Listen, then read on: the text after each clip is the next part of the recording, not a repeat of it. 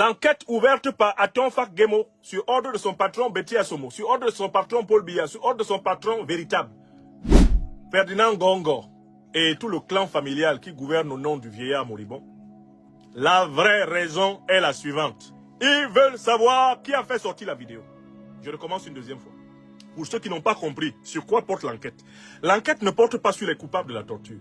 Parce que Paul Biya sait que c'est lui qui a ordonné. C'est sa volonté qui a été faite. La vraie raison de l'enquête qui vient d'être ouverte, c'est de savoir qui a fait sortir la vidéo de la torture. Parce qu'en fait, ce n'est pas Longuet qui a filmé sa propre torture. Dans les locaux de la sécurité militaire, ce sont des membres de la sécurité militaire, ce sont des membres de la gendarmerie camerounaise, ce sont des membres des forces de défense et de sécurité qui ont filmé. Et donc, Atonfak Gemo est chargé par son patron, Betty Assomo Joseph, et est chargé par son patron, Paul Biya, est chargé par son patron, le vrai exécutant, Ngongo, de savoir qui a sorti la vidéo pour donner à Longuet, pour que Longuet la publie. Ça, c'est la deuxième fois que je vous le dis. Écrivez une troisième fois. L'enquête ne porte pas sur les auteurs de la torture. Les auteurs de la torture sont connus. Je vous donne la liste des auteurs de la torture. Dans l'ordre, Paul Biya, chef suprême des armées du Cameroun. Numéro 2, dans l'ordre, le ministre de la Défense, Betty Assomo Joseph, ministre de la Défense rattaché à Paul Biya.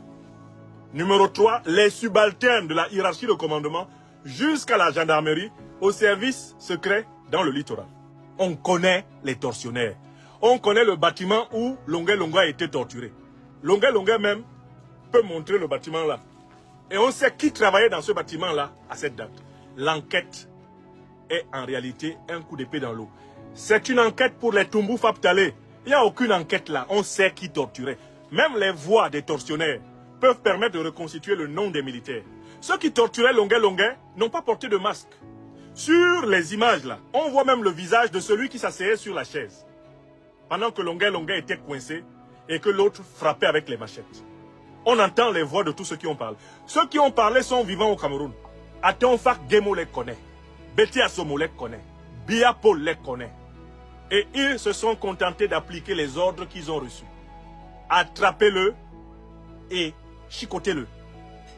Torturez-le. Humiliez-le. Mieux. Ne me dites pas qu'on a filmé la vidéo par hasard ou en cachette. La vidéo n'a pas été filmée par hasard ou en cachette. Est-ce que vous savez pourquoi on a filmé la torture de Longuet? La torture de Longuet a été filmée parce que les subalternes devaient donner la preuve à leur patron qu'ils ont bien fait le travail.